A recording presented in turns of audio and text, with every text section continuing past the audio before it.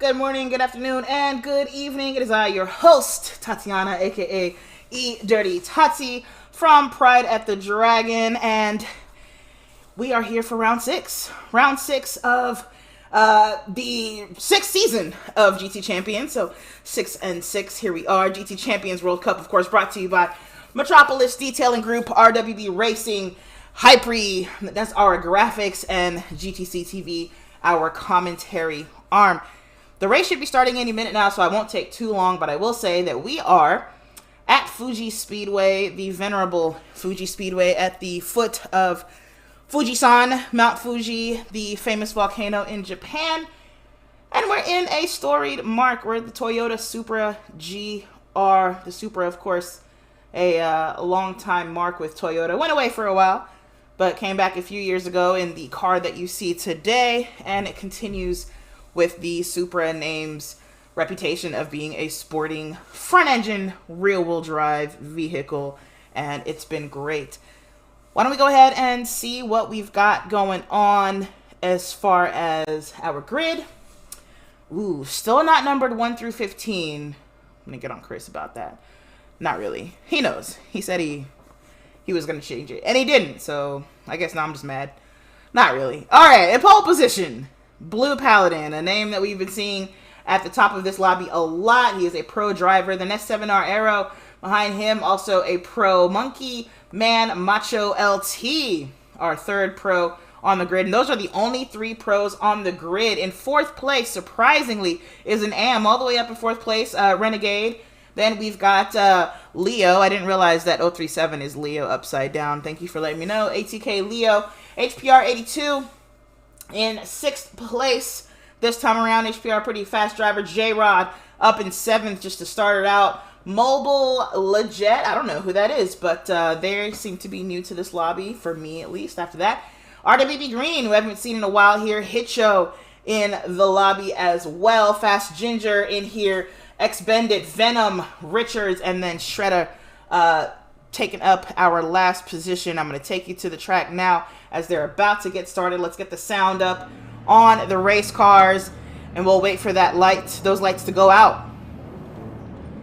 Let's get all our info here. See matching M&M's liveries there. Looks like a good launch for most everybody. I didn't see any false starts. Decent launches out of everyone here. That hello game, thank you. I was like, are you just gonna leave me at the start finish straight? Ooh, 3 wide into turn 1. Renegade Leo getting a little out of sorts there. HPR 02 all the way up into 2nd place out of the 1st corner. And looking at everyone else, it looks like we had a clean launch. Yeah, we did. All 14 cars still with the pack. That's fantastic. So turn 1 all done. We're about to finish our 1st sector here, and I think everyone's going to be pretty clean. Macho Man running away. Got quite a hole shot there at the start of the race. Oh, but he's out wide here. Is he going to be okay? He's all right. He's all right. That might have slowed him down a little bit. I'm not sure. Actually, well, the time, can't tell from the time.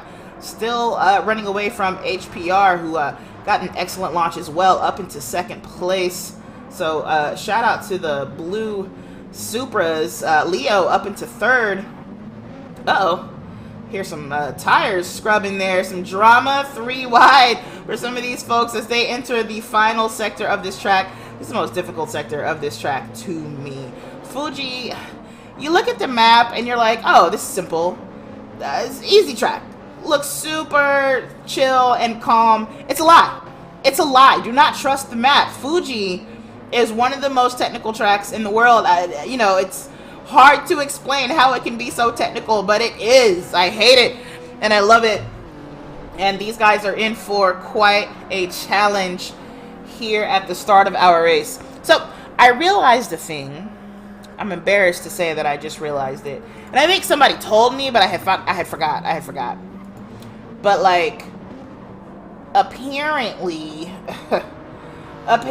they only start these races with 70% fuel. Now, in my mind, they start the race with 100%. Nope, 70% in the tank for the first stint. So, I didn't realize this.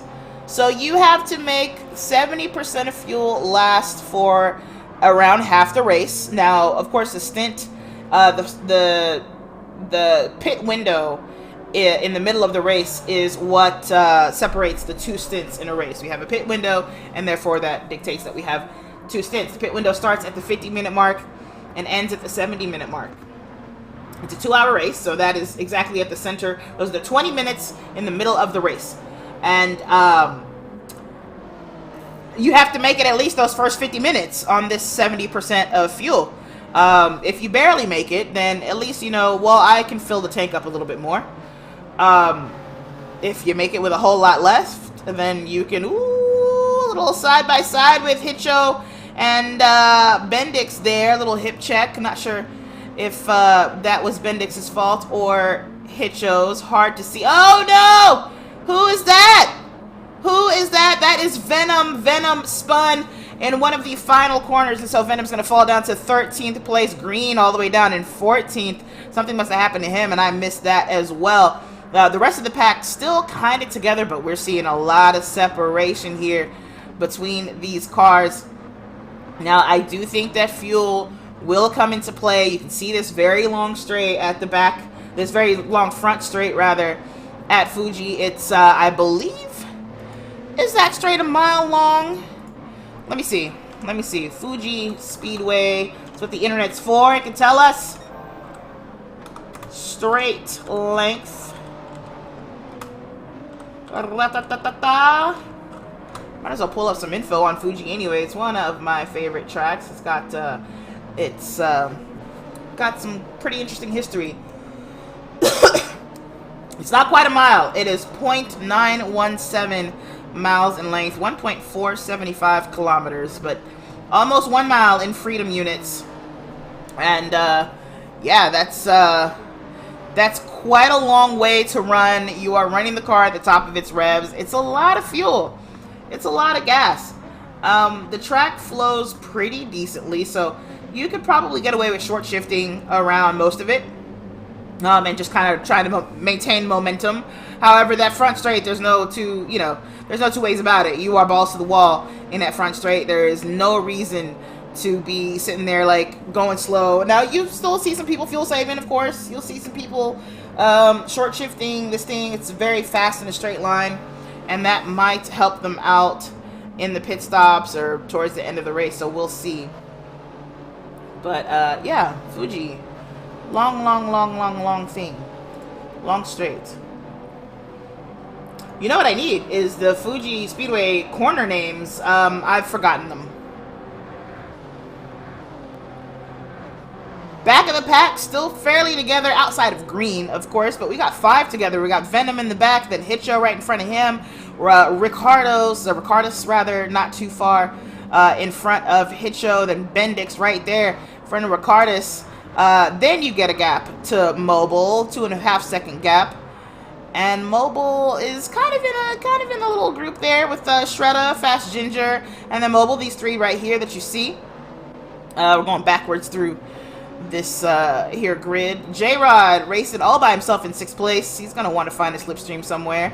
The slipstream can be very helpful out here. Dirty air, of course, is a concern, but it's not as bad as you would think, and having the slip is really helpful on that front straight just to get you up to speed. So a 3-pack here with Blue Paladin in 3rd, Leo in 4th, and then Renegade here in 5th place. Up front, HPR racing all alone in 2nd place, 5.2 seconds up to Monkey Man up front, man, and Blue Paladin 2.5, almost 3 seconds behind HPR. So we can just see Blue Paladin back there, barely.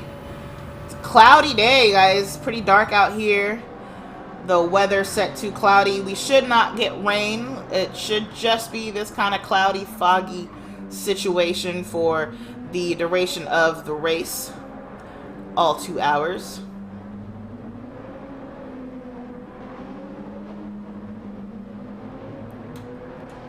Now, I did a minimum of testing, right? When I first got on track today before starting the broadcasting, what I found was that after 2 laps, I'd used about 4% of my fuel. So I started at 70%, and I ended it at 66%. I only had time for 2 laps, unfortunately. Would have done more. I did not short shift. Oh, we just lost Ricardus. We just lost the leader. We just lost Monkey Man. That means HPR is now the leader. Oh, what a sad day for Monkey Man. That most surely was an accidental disconnect. I can't imagine disconnecting when you're leading the race. So, and also it happened so quickly after Ricardus that I wonder if there was some issue with lobby stability there. But those 2 out of the race right now. Yeah, man. That's got to be sad for him. I'm gonna check the chat here in a couple of minutes and see if he has some insight for us as to what happened there, because that didn't go well at all. Wasn't expected.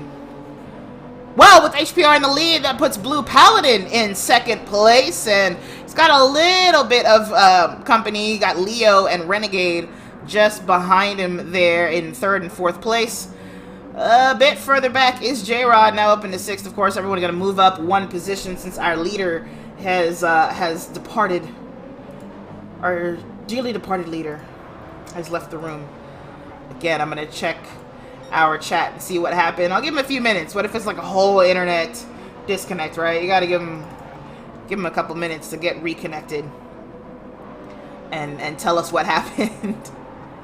Speaking of J-Rod, Mr. Jones here in 5th place. J-Rod hosts our weekly Gentleman's GP, which is a fun series of races. There's just sprint races, 2 sprint races, 2 short sprint races in a lobby on a random weeknight. And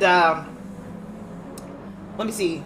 Is it? Yes, it's 20-minute sprints. I wasn't sure. So 2 20-minute sprints on Tuesday, but then on Friday you have a 1-hour endurance race with a 10-minute qualifier.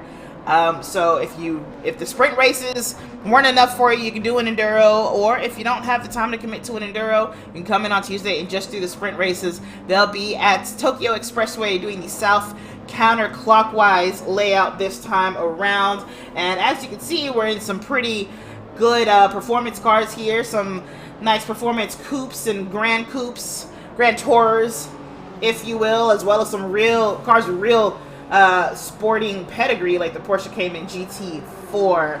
So that'll be interesting. Check that out. You can check out more information about it at www.gtchampions.com/gents. That's GENTS. GTchampions.com/gents. GENTS. And while we're on the subject of J-Rod and his Gentleman's GP, he's got a little company now. He was alone, but now he's got SCR Shredder right on the back of him there. Not sure. I don't think something happened to J-Rod. I didn't see anything happen to him, but he's clearly lost some time to Shredder. Ricardus has joined back in the room, but I guess just to spectate because he can't get into the race anymore.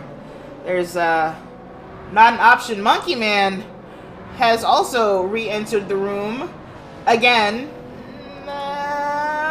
Not sure that that's beneficial to anyone.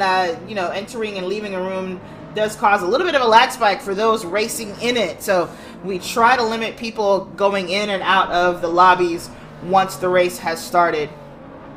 But man, this is shaping up to be something here. This battle for 5th. I'm going to check further up here. I want to make sure everything else is the same. Yep, HPR, Blue Paladin 4 seconds behind them. Leo still in 3rd place. Renegade a little further from Leo than they were before. And then, yes, J-Rod and Shredder all over the back of J-Rod. And if they get to fighting, here come Fast Ginger and Mobile Edge, not too far back from them at all. So our top 8, sorry, 3 through 8. So those 5 in there. Monkey Man wants to know, he just said something in chat to me. I can't read it. Missed the chat. But I think he's asking me if we can do a restart, and there's no chance at a restart, buddy. I'm sorry. It happened too late into the race. We were several laps in.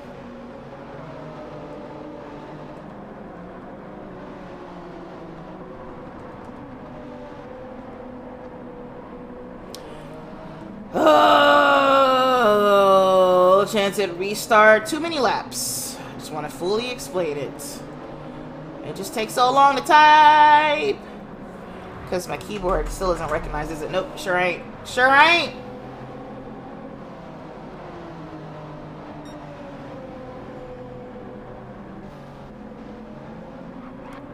So sorry. That doesn't say so, does it? It doesn't.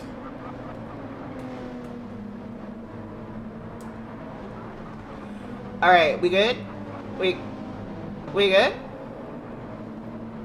What does this do? Oh, language. Alright. Ooh, Shredder, J-Rod, and sure enough, Fast Ginger's here. So now J-Rod has a decision. Like, am I defending? Am I sitting here fighting? Or what?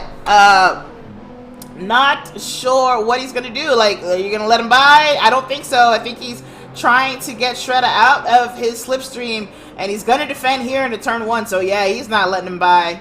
Not letting him by at all. He's going to make Shredder go the long way around. It's pretty slippery out there. Shredder brave to try to hold on to it, but J-Rod ultimately going to keep that corner. Shredder with the inside for turn 2, though. Is he going to commit here? J-Rod sticking with him, staying around the outside. Does J-Rod go wide? He goes a little wide, but he's all right. Shredder looking for an undercut into turn 4. He's not going to get it. J-Rod has managed to keep that. Ooh, but it's way far inside for 5. And Shredder ultimately gets the position over him. Oh, J-Rod is around. J-Rod has spun it. J-Rod has lost it. He might have got a little help from Fast Ginger there, but J-Rod loses 5th place. He is in 10th, facing the wrong way. He's got it turned around now, and he does have damage on that car. Front splitter is damaged. Lucky not to get engine damage or anything like that. That might seriously affect his performance around this track. Aero is so important around this track. You want the downforce to maintain your speed around those sweepers, but you also want low downforce for that front straight rather. And if you are carrying too much downforce up front, it's going to severely hamper how quickly you can get down that straight. Your top speed will be lower by several miles an hour, which is a killer around here. So we'll see if he ends up hitting. Well, look at this. Leo and Renegade have swapped spots. We missed that, unfortunately, but Renegade in front of Leo. Leo right on his bumper, though. And what's he going to do? He backs out of it. He's not going to challenge for the position in turn 1 here. I wonder if he's going to go ahead and take this opportunity to try and save some fuel. I do detect some short shifting. You can hear it. He's definitely not revving that Supra all the way out behind Renegade. So probably going to chill there, be a team player. They're not on the same team, but still be a team player and just, you know, stick with him for a little bit. Shredder inherits 5th, of course. Not inherits, rather. He earned 5th. He made the pass on J-Rod cleanly himself. Fast Ginger inherits 6th with J-Rod's spin, and of course Mobile Edge up to 7th. Anyone behind them will have moved up a position up until 10th place, where J-Rod ended up. Ooh, I lied. J-Rod ended up in 12th. Was I looking at green that whole time? In 10th? Is that who I was looking at? They got the same livery. They're both on the same team. RWB, Red, White, and Blue Racing. My bad. We got a couple of we have a couple of repeated liveries here. Ricardus. Hey Ricardus, I'm so sorry you guys got disconnected. I know we were just 3 or 4 laps in, but I believe the rule is if you get disconnected on the first lap, we'll have to double check the rules in World Cup, but I'm pretty sure it is just the first lap, possibly the first 2, but certainly not if we're 3 or 4 laps into the race, unfortunately. I wish I could have let you guys back in, especially with Macho Man leading the race, or Monkey Man rather, but not a possibility. Up front, nothing's changed. HPR still chilling. He's increased that gap over Blue Paladin by 2 seconds. And Blue Paladin just chilling. These two are just hot lapping. Renegade, however, starting to run away from Leo. He's already got 1.2 seconds on him. Leo actually about to fall into the clutches of Shredder. So Leo with a couple of slow laps there. I see a couple of 42.7s where he was doing 41.5. Actually, he was doing 41s and then suddenly started doing 42s. 42.3, 42.7, 42.7. I wonder if he has slowed down on purpose or if he just had a series of bad laps there. But 3 in a row after you were getting early 41s seems like seems unlikely that he'd have 3 bad laps in a row. I think maybe he has slowed down, maybe realizing something about his fuel. I wish, you know, I can see his fuel, but I don't know what everyone's fuel strategy is. I don't know how long he wants to stay out in this first stint or anything like that. Ooh, side by side, Fast Ginger and Mobile Edge. Fast Ginger still up front. Mobile Edge around the outside, though, in these final corners. I think Fast Ginger might have let him through. Maybe they had a little run-in with each other. I didn't notice anything crazy, but that seemed like, okay, you can come through. I'll let you by. Not going to let Bendix by, but Bendix is right there, just looking like if a mistake is made, I'd like to see more of those, please. And thank you.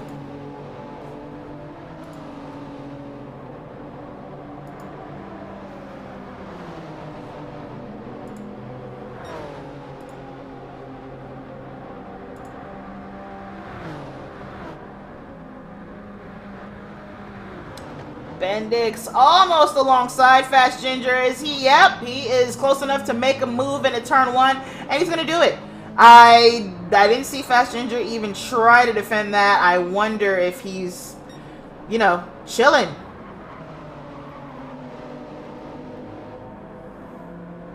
Chilling.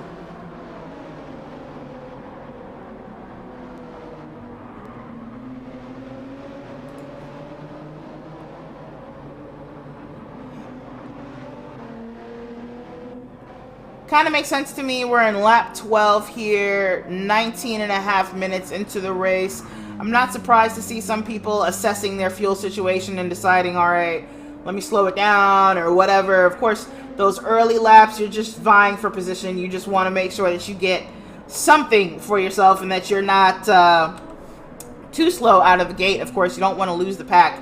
But after a while, you can kind of take a look, get your bearings, and figure out, all right, I need to slow down, or I'm good. You know, some people are just fine. They're good to go.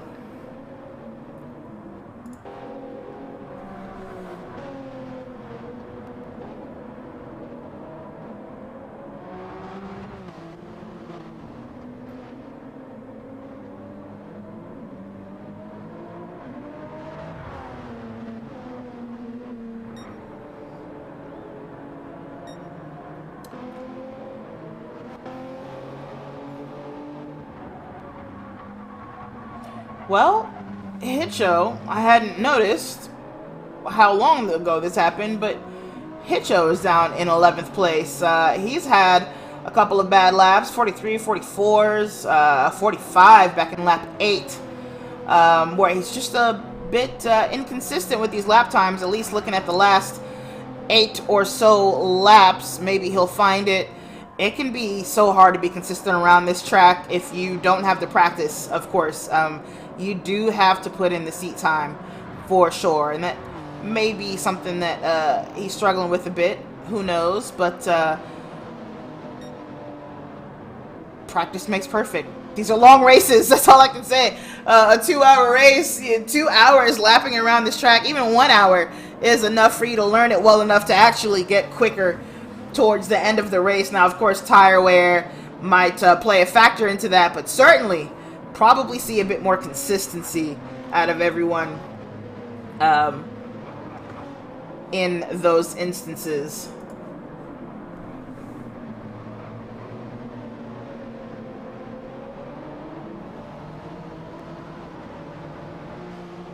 Try to remember some of these corner names. Like I said, I knew them once. I can know them again.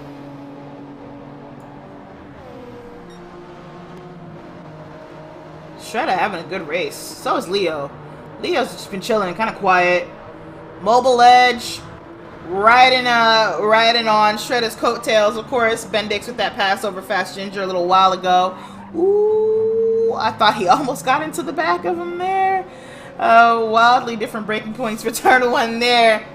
It's so easy on that long straight, especially after several laps around here. It's so easy to lose your concentration. Makes you breaking into turn 1. I mean, I can't tell you how many times I've done it. You know what? I don't want to talk about it. It's not about me. It's about these guys. Not my mistakes around Fuji.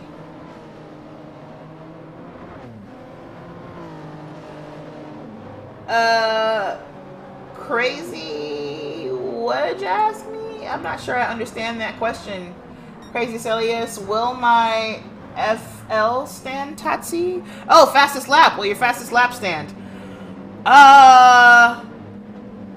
I'm assuming this is Monkey Man. Are you asking if it will continue to count?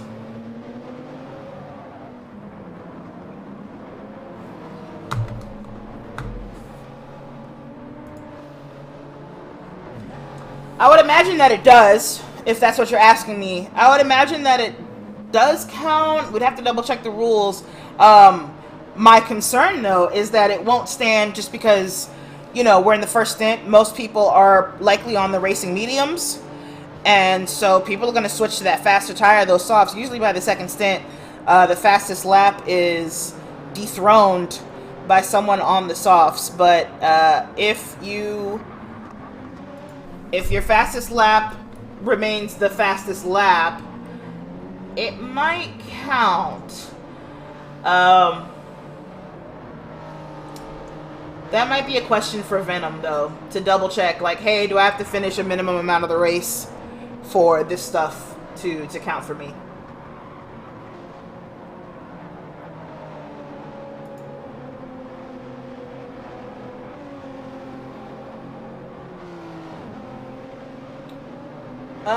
It looks like, just looking at the rules, it does say that in the event of a lobby disconnect or incomplete race, stewards will attempt to find the fastest lap time up to the point of disconnect if live streamed. So it was streamed here, so we'll see it. The 139.131 is what you got.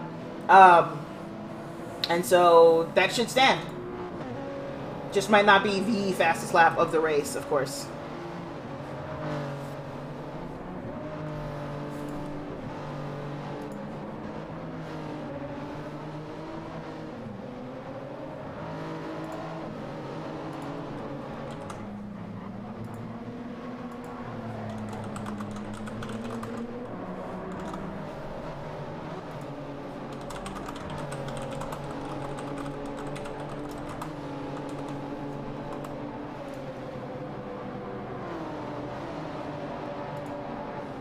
Ricardis understandably upset about the disconnect and not getting a red flag, but I did confirm in the rules that we only red flag it for disconnects of 2 or more drivers in the first lap. So not even the first 2 or 3. In the first lap itself is when we will call a red flag for a race. Whoa, HPR is now 9.3 seconds up on Blue Paladin, which is an insane gap. Blue Paladin himself, 9.5 seconds up on Shredda, who is in 3rd place now because there's a whole battle going on. There's Shredda in 3rd, Renegade in the 4th, Mobile Edge up in the 5th, so Leo seems to be the loser out of all of that. Leo down into 6th place after chilling in 4th for a bit of time, and it looks like it was a really bad lap. Just this past one, lap 15, he got a 43 flat, where he was doing 41s before.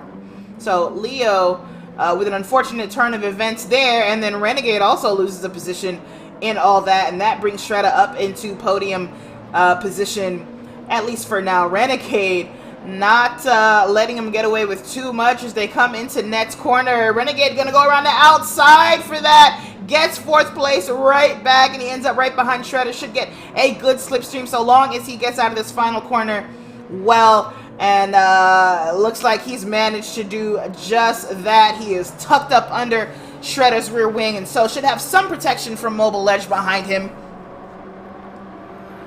Is he going to go around Shredda? Nope. Yes, he is. And I said nope. I meant yes, he is. I was wondering if he'd give him a bump draft to try to get away from everyone, but nope. He just wants to put Shredda in between himself and Mobile Edge. So side by side, even got a nose up on him going into turn 1. Shredda gonna maybe see if he can get the undercut. He's not able to. Renegade keeps it on the apex, parks it there. Well done by Renegade to get his position back, to get back into 3rd place. Shredda in 4th, Mobile Edge in 5th, and behind them is Leo in 6th place, who'll be looking to get himself back up into 4th, I can imagine.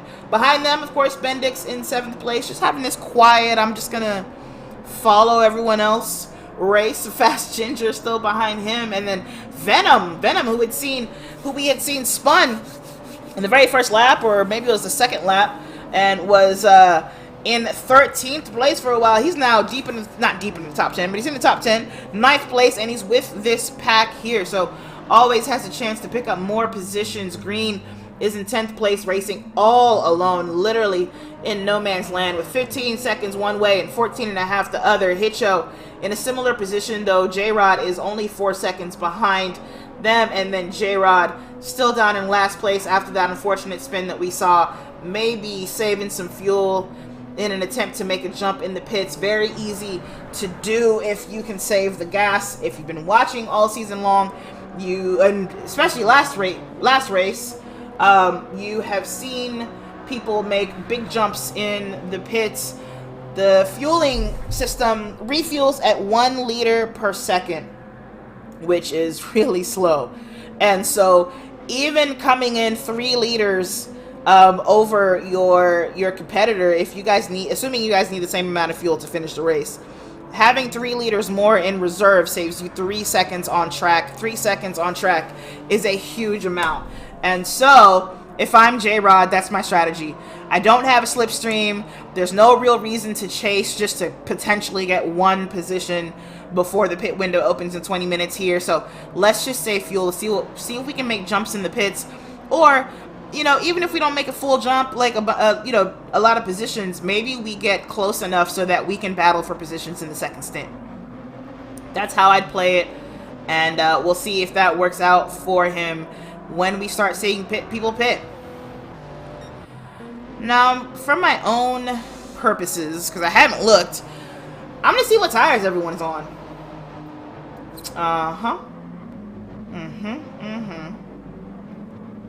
Oh! Fast Ginger over Bendix. Fast Ginger up in the 7th. Bendix down 1 position to 8th. Venom still waiting. He's made his way up into this pack, and he can be patient for a little bit longer. Ooh, wait, I forgot to look at tires. Yep. And well, only 1 person on the softs, and it's not surprising now that I see how they've been doing. It is not anyone in 1st or 2nd place. I'm not going to tell you who it is, but 1 person is on the soft tires, and look at this long pack we have. Wait a minute, because for a while we had all spread out, and now everyone's back together. Renegade in 3rd, leads Mobile Edge in 4th. Shredder's right there. Leo also right there. Fast Ginger maybe the furthest away at 1.5 seconds back, but ooh, Venom and Ledge into Fast Ginger. What just happened there? That was hard to explain.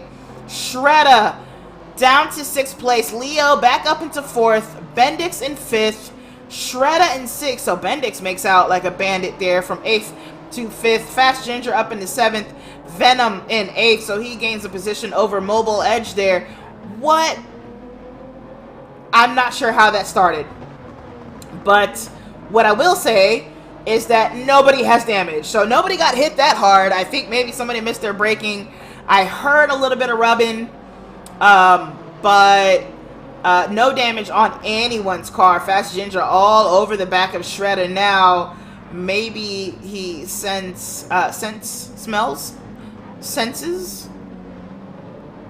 He has detected. Maybe he's detected blood in the water. I don't know. But that whole thing slowed the whole pack down quite a bit. Blue Paladin now 12.1 seconds ahead of this whole pack. Renegade, of course, now leading it. And they're not as close as they were as I started announcing that they were close, but they're still together in the pack, as you can see here. 3rd, all the way back to Mobile Edge in, well, no, not Mobile Edge anymore. Venom in 8th place. 3rd through 8th together in a pack. Mobile Edge now 8.5 seconds back from Venom. Absolutely lost out by the greatest amount, I would say, in that whole situation that just happened. Ooh, I get to say the word kerfuffle. In that whole kerfuffle that happened there. Is that how you say that? Kerfuffle? You know what? What do we say? That's what the internet is for. It's a kerfuffle. No extra L. So, yeah, that didn't go right. That didn't go right.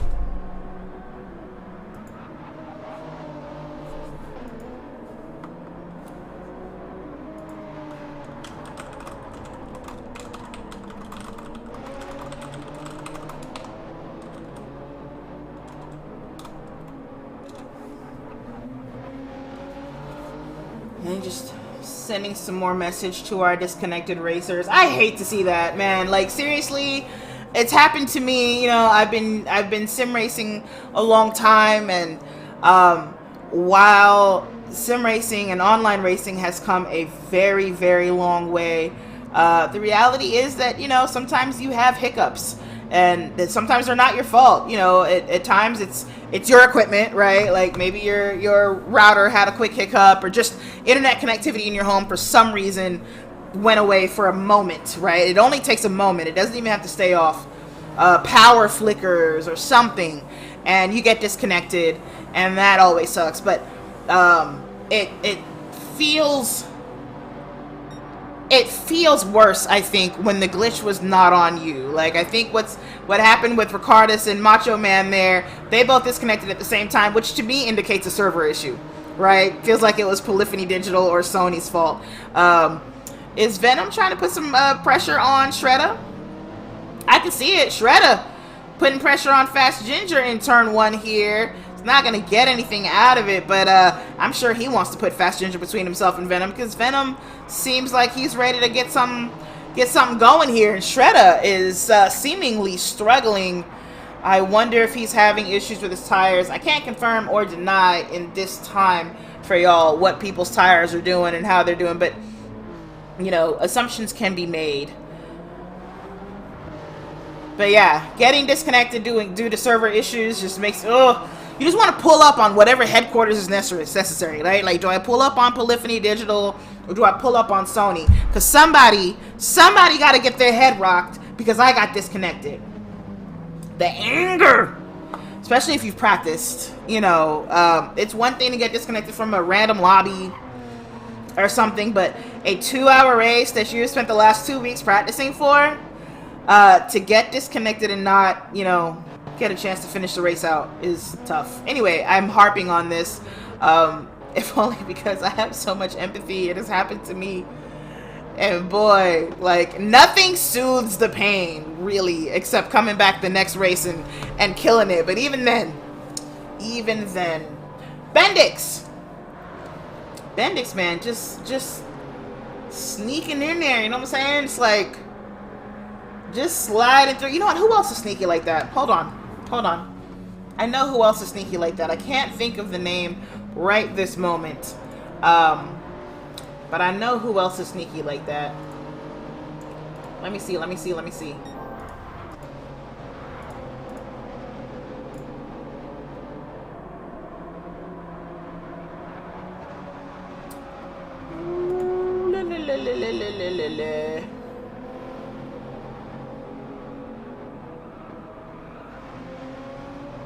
Is it Black Friday?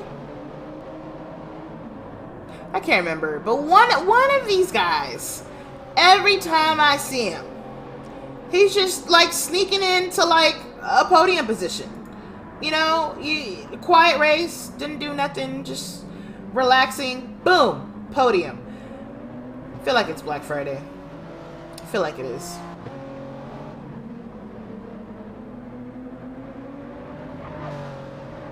Anyway, good racing happening, of course. As always. I mean, right now we're not seeing much in the way of battles. I think the closest would be Renegade and Leo. How long Leo been in third? Did I miss a pass between Renegade and Leo? I think I did. But, you know, these two have been swapping positions a bit anyway. Leo went to go save some fuel behind Renegade, and now Renegade's behind Leo. Not close enough. Well, he's in the slip. He's in the slip. He can save some fuel, but he's got to get a lot closer if he wants a real big slipstream advantage there. Venom and Fast Ginger added. Venom up into 6th place, so he made his way past Fast Ginger and Shredder. Now Fast Ginger has made his way past Shredder, so I can confirm I think Shredder is struggling on those tires. We're pretty early in the race. 38 minutes into this first stint. He won't get a chance to change them for at least 12 minutes when the pit window opens at the 50-minute mark. And the question is, will he want to change them that early? I don't know.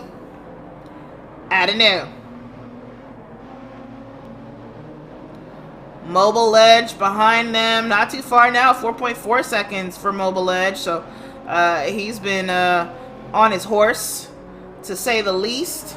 After that real bad lap 19 had a 156.3. Came back with a 141.5, a 142.6, and then a 141.8. So that 42.6 probably represents a bad lap too, but he seems to be getting it together.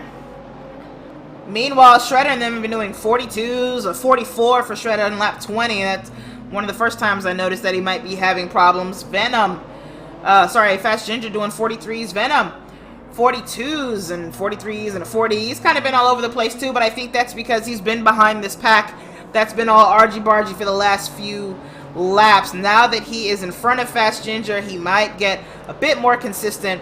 He is not that close to Bendix. They have lost that pack completely. Bendix, 6.8 seconds ahead of Venom and the rest of the crew there.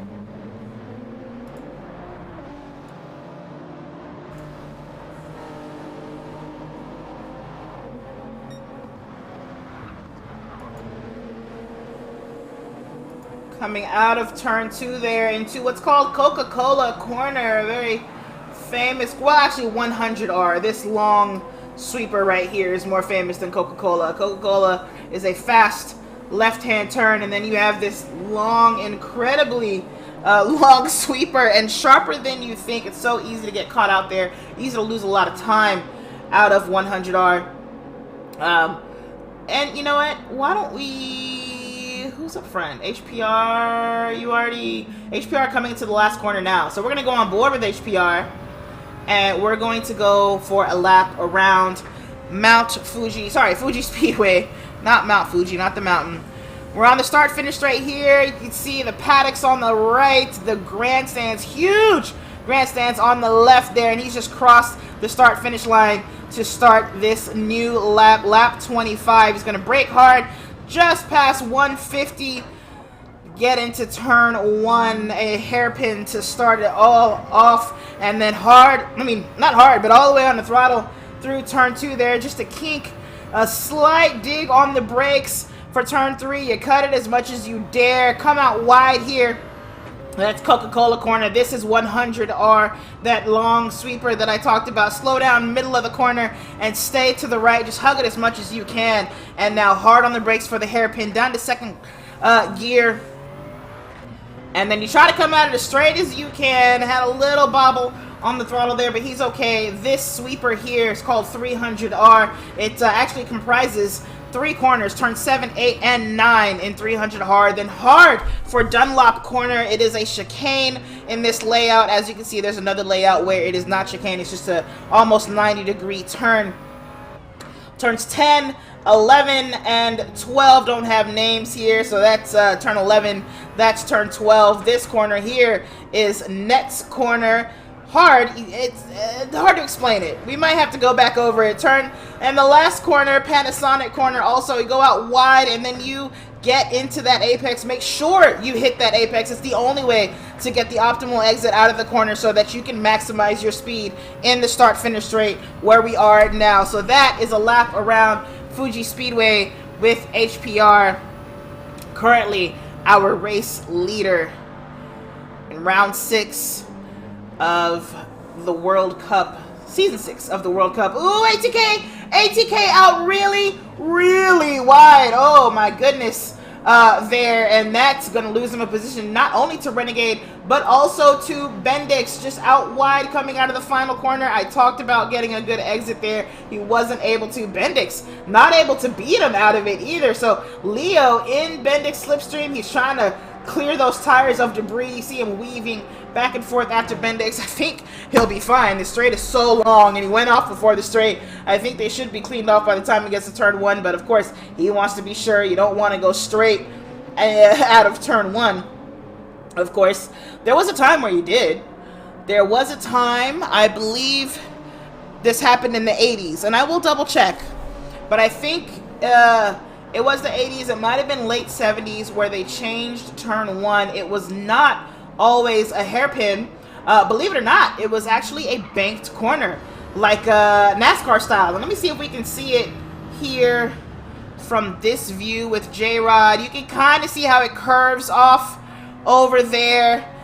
There's some banking left. There is a museum there actually dedicated to Fuji Speedway, and some of that banking from turn 1 is still there. And it's banked like a NASCAR corner because Fuji Speedway, you may notice the word Speedway in the name, is also not common for a road track And that's because Fuji was never meant to be a road track. Fuji was built in a time where Japan was very interested in attracting NASCAR to Japan. So you got a couple of oval tracks. We got Twin Ring Motegi. Twin Ring, of course, has a road track on it, but it also has an oval track there, and that was because Japan really wanted NASCAR to come over. Fuji Speedway has this incredibly long front straight. It was supposed to be one of two straights on a typical oval speedway. I would say, given how long it is, we could probably have classified this as a super speedway in the vein of like Daytona and Talladega. But unfortunately, it didn't work out. So they built the long straight. They built that first banked turn, straight NASCAR style. And then they realized that they didn't have enough money to profile the rest of the track to finish the oval. If you follow along with these cars as they come through 130R here, you see this elevation change here. This is just turn 4 and 5 and 6, right? So we're early in the lap and already we're seeing a lot of elevation change through here. This is relatively flat here, but then 300R is all downhill until you hit Dunlop Corner. And at Dunlop, you're starting to climb the hill again towards the start-finish straight. So here's Dunlop hairpin, or sorry, chicane. Go through there, which I guess turns out it's a hairpin into a chicane. It's annoying, very slow. But as you can see, now we are climbing steadily. We're climbing through this corner. We are gonna climb through turn 14. Next corner, very uphill. And then into the final corner, Panasonic corner, still uphill until you get to that apex, and then the front straight is flat and level like you would expect on a super speedway.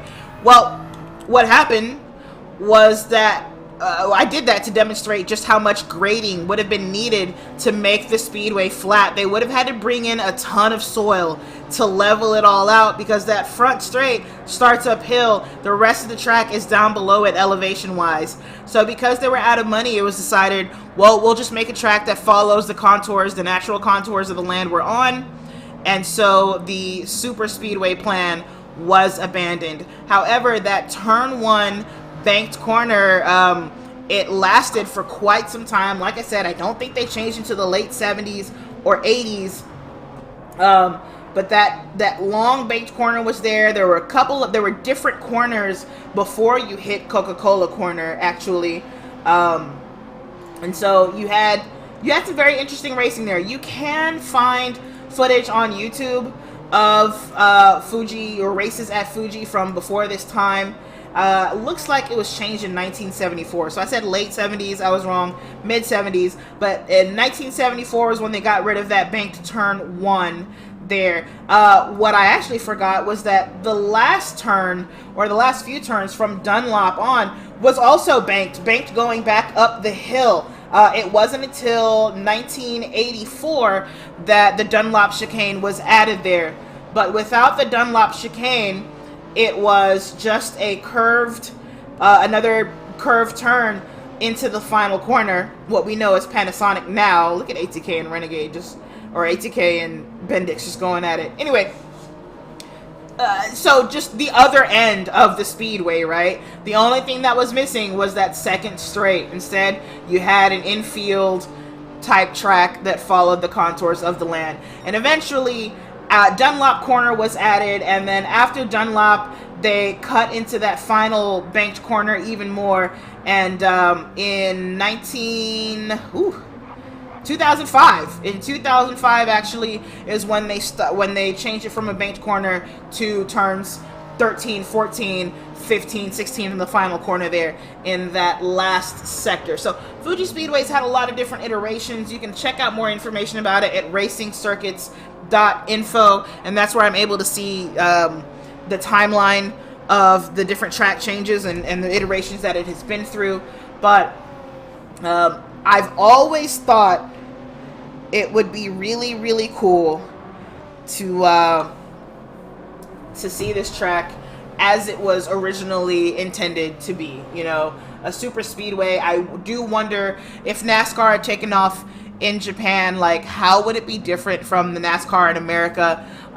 You know, you can dictate the same sort of, you can dictate the same rules and maybe even the same regulations for the cars, but the fact of the matter is that every continent has different track styles, and so we likely would have started to see differences between stock cars in the US and stock cars in Japan regardless. As it stands, we did not get this NASCAR track, this super speedway. NASCAR did not take off in Japan, and so it is a road course, as is Twin Ring Motegi. But even as a road course, Fuji is so storied. Let's see, the World Sports Car Championship, I believe it was called back then. WSC came, and they came with their wild machines, like Group 5 cars. Group 5 cars actually evolved after the Sports Car Championship left. That evolved into Japan's Super GT. And there was a time where Super GT was just whatever wild car you can come up with. Very much like Group 5. You had really technologically advanced cars. Today, of course, it uses the common GT3 spec, and I think maybe GT4 from FIA. I don't really follow Super GT like that. But for the longest time, on into the 90s and 2000s, you know, I grew up with Super GT kind of being a wild and expensive spec, and that comes as a direct result of its descent from the Group 5 cars of the World Sports Car Championship. Fascinating stuff. So you kind of have Fuji to thank for Super GT. And if you are a fan of Japanese sports cars, as a lot of people in my generation are, I'm 37, so I'm like firmly millennial, right? We are the kids who grew up with Fast and Furious, and so had a real appreciation for Japanese sports cars and Japanese sports car history. I myself was more of a German car kid, but you know, you can't help but pick up some of the knowledge and lingo when all of your friends are very much Supra, GTR, you know. Pantyways. Now, was it the World Sports Car Championship? I'm gonna have to check. I forgot about this. The reason why it's very appropriate, or the reasons why it's so appropriate that this is the car that we're here with. First of all, obviously, both Japanese. Fuji Speedway in Japan, Toyota Supra, Japanese car company. It makes sense, but also Toyota owns Fuji Speedway. So, hello, it's just a test session. We're not even racing. This is just a Supra test session that Toyota's putting on, and we just happen to be the drivers. There happens to be commentary, but we're not really doing anything. No, sports car racing, huge here. Formula One, also incredibly huge here. It's surprising that Toyota has not entered Formula One in recent years, especially given how big this track is on the Formula One calendar. Not every year. I believe they alternate with Suzuka for the Japanese Grand Prix. I'm not sure that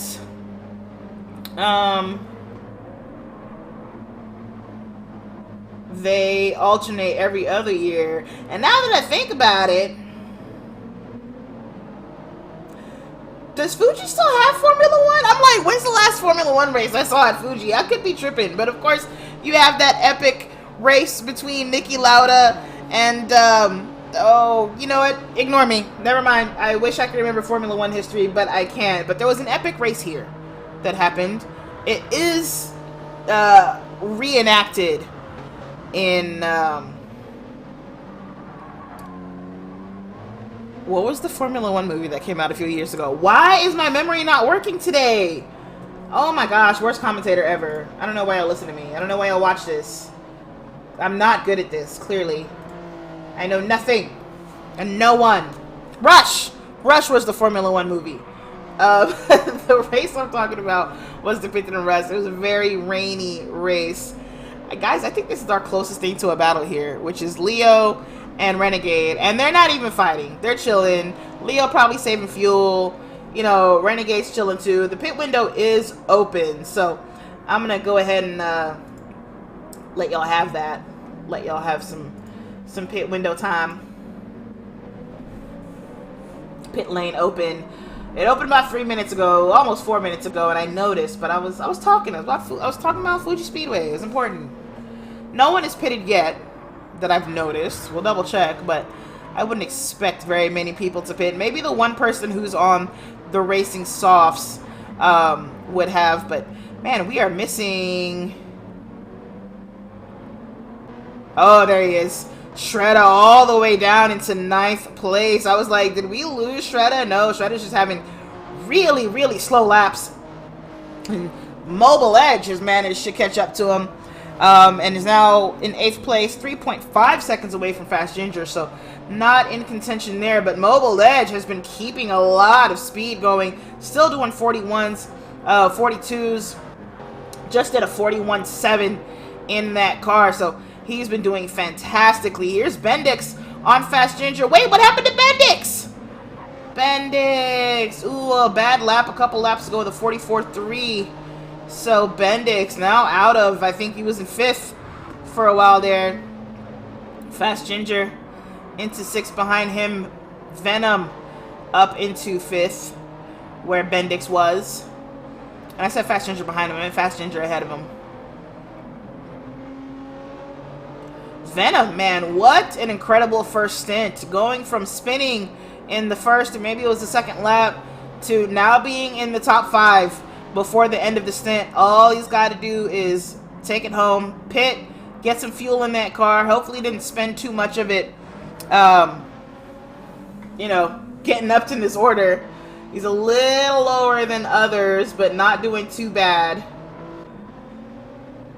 Bendix, that front left completely gone on Bendix's car. Not too surprising. We have some fast left-hand sweepers. Definitely 100R, that first sweeper. You're going to lean on that left front a lot. 300R, a little less so. But certainly the final turn, Panasonic corner, that hairpin onto the front finish straight. And then, of course, turn 1, also a hairpin going to the right. So front left takes a lot of beating around here. You see everyone's front left significantly lower as far as tread wear goes or significantly higher tread wear rather than the other tires on most people's cars. Some people have done an amazing job of saving their tires. Look at Blue Paladin. In second place, been maintaining a lot of speed, 11.5 seconds over the next closest car in third, and yet tons of tread left on those tires. HPR also doing a great job, 21 seconds up. You'd think that these guys would waste all the rubber driving away, but absolutely not. These two, of course, pro drivers in this lobby, so I expect them to be quick. It's not too surprising that they are.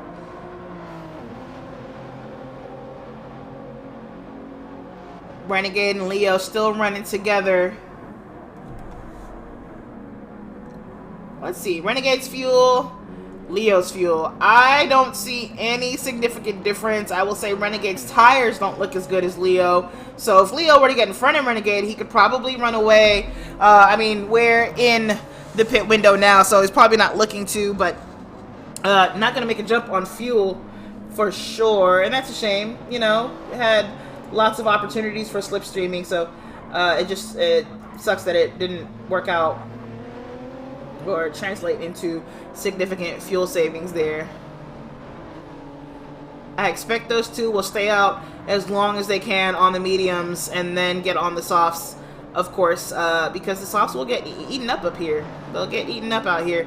Mobile Edge on Bendix. They're in the front, on the front straight.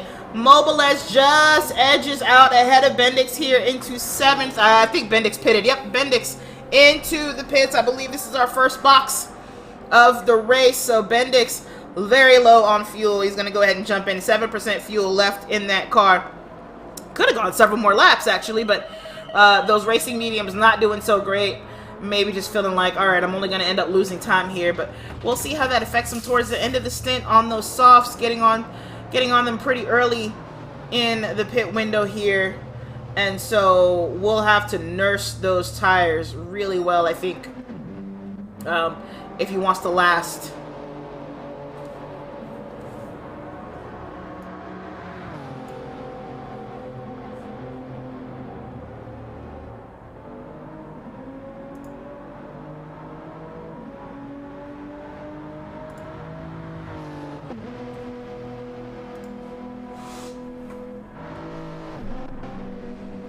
Well, other than this, nothing exciting. Did I lose J-Rod? Did we lose J-Rod? Oh, no, there he is in 10th place. So up in the 10th there. Made his way past Hicho.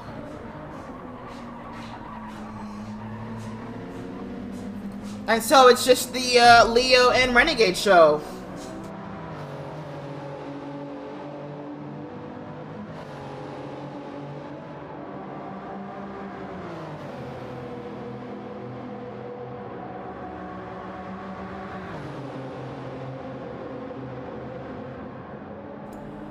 Renegade starting to see if he needs to defend into turn 1. He does not, and we just are seeing Bendix coming out of the pits just behind those guys. We saw him in the background there. He is going to come out ahead of someone. Is that Venom? That would be Venom there, and I believe he's going to have to give Venom the position. He should be getting blue flags waved at him now. Venom's in 5th place, whereas Bendix is in 12th, so he's got to let him go once he catches up to him and get out of the way. Of course, Venom will also have to pit, and then everyone will have to pit, and Bendix will be back on the lead lap. But right now, he's a lap down on everyone behind him, and so we'll have blue flags waving at him. Let's see. Yep, he sure does have blue flags. Here comes Shredder into the pit. Shredder was the only driver on softs. And they are, or were, pretty dead. He came in with what looked like 5% fuel, and now he is getting gas in that Supra so he can make his way back out on the track and live another day. He's going to come out on the slower tires. It just is what it is.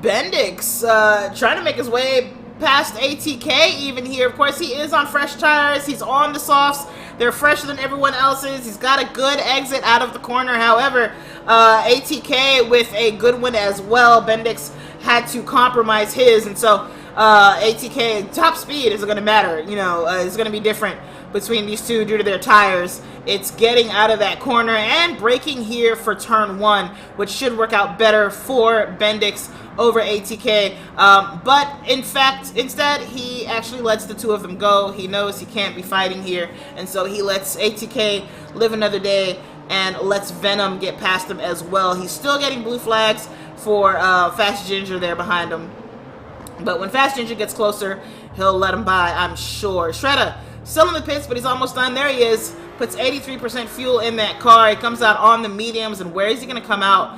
He comes out in 12th place. Behind, well, who is that in front of him? Is that J-Rod? I can't tell what car that is in front of him. It's either J-Rod or Green. Let's see, who's behind you, Green? I can't tell. But Shredder, out of here. And so far, 2 pit stops so far.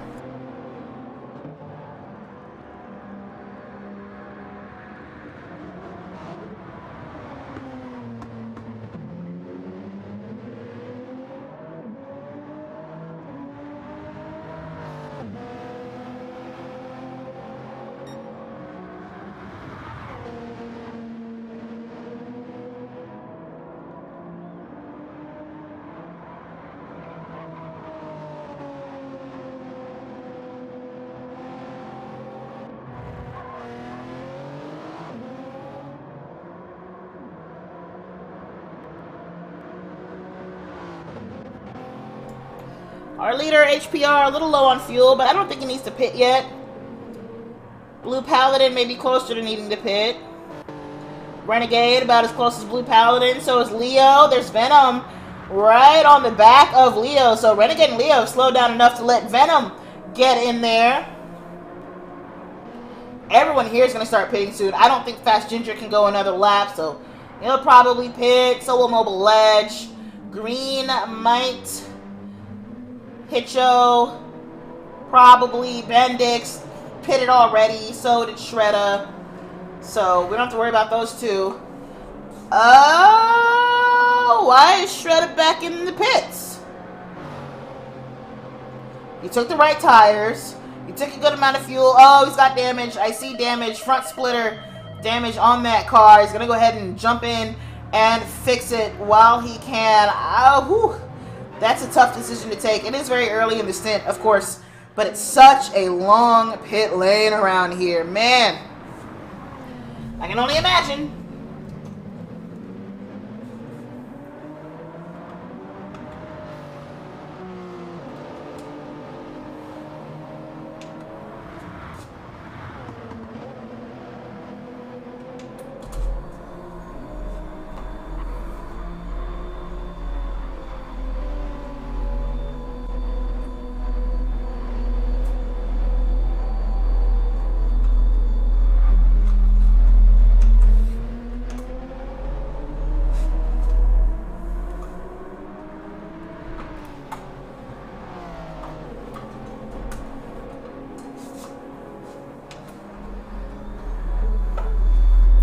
Sorry, that sound you're hearing is me raising my desk up to full height. I was a little tired of sitting.